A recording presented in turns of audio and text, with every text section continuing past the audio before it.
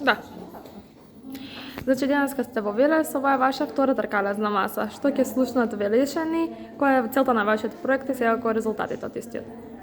Ние пред отприлика во февруари отворивме темата род и корупција. Мислам дека општо јавноста не зборува многу, не ја познава темата, односно како корупцијата различно влијае врз мажите и жените. Работиме со клучните институции, Државната комисија за борба против корупција и исто така Завод за ревизија, Министерство за локална самоуправа и Општина Велес. Тие се клучните институции затоа што сакаме да подобриме националната со локалната соработка и да ги подобриме стратегиите, односно прво да се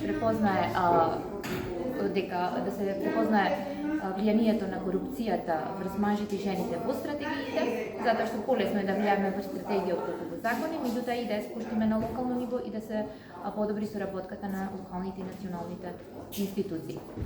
Крајната цел секако ни е и јавноста да ја активираме и секако да се пријавува повеќе корупција, меѓутоа клучната цел ни е жените да се вклучат во сите општествени процеси и во борбата против корупција. Какво е искуството во Македонија во локалните, па и во националните институции со учеството на жената во борбата против корупција? Па тука ќе се надоврзиме веднаш со учеството на жената во политика и односно во носење жената на одлучувачки позиции. Тоа е слабо и автоматски жената не може многу да влијае. Сметаме ние, истражувањата надвор од Македонија покажале дека по развиени земји каде што има поголема родова еднаквост има намалена корупција. И кај нас има примери, например последното истражување на Transparency International, имаме родови индикатори, тие покажуваат дека институцијата која што кај нас со највисок интегритет, тоа е Завод за ревизија, има 100% исполнети родови индикатори. Значи поврзано е и ќе докажуваме, ние ќе работиме на тоа се повеќе да се докажува, меѓутоа клучното е да ги мотивираме и да ги охрабриме жените да влезат во сите процеси. Значи, ако корупцијата, например темата за ексторција, за која што ќе зборуваме понатаму во проектот, е тема која што не се зборува, не сака никој да зборува на таа тема, имаме во секој сегмент на општеството. Сакаме да ја отвориме темата, јавно да се зборува. Значи прво треба да ја направиме малку поудобно да се чувствуваме кога зборуваме за нешто што реално се случува и самите жени треба поотворено да зборуваат на таа тема. Не станува збор само за маргинализирани групи. Кога станува збор за сексторција, тука се жени највисоко ниво.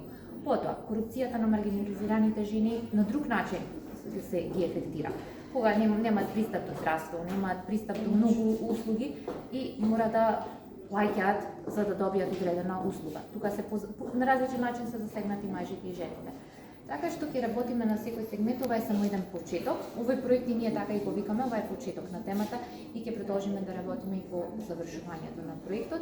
Со тоа што верувам дека ДКСК, значи веќе и во новата стратегија која што работат со меѓународни организации, мислам дека веќе ќе биде новата стратегија родово сензитивна и ќе ја препознае врската меѓу родот и корупцијата.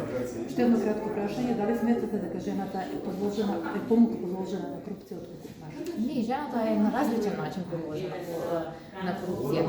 Не станува, значи тука е проблемот што корупцијата во различни сфери влијае врз жените и мажите. Меѓутоа, кога станува збор за жени во политика и истражувањата покажуваат дека зошто ги нема жените во политика, не се дел од тие коруптивни мрежи. И затоа не се вклучуваат лесно и затоа на мажите се уште им смета. Тоа ова не е само кај нас, ова е значи и пошироко. Кај нас е уште во поголема мерка тоа се заприметува. Меѓутоа жените сега за сега според повеќето истражувања не се дел од големите коруптивни мрежи затоа што и финансиската моќ се уште не е во рацете на жените. И на светско ниво, значи сега имаше баш една ситуација каде што кажуваат еве сега богатството се префрла врз жените, има богати жени, меѓутоа тоа се најчесто сопруги и жени и ќерки, наследнички. Значи не се жени кои што сами го стекнале тоа богатство. Ви благодарам.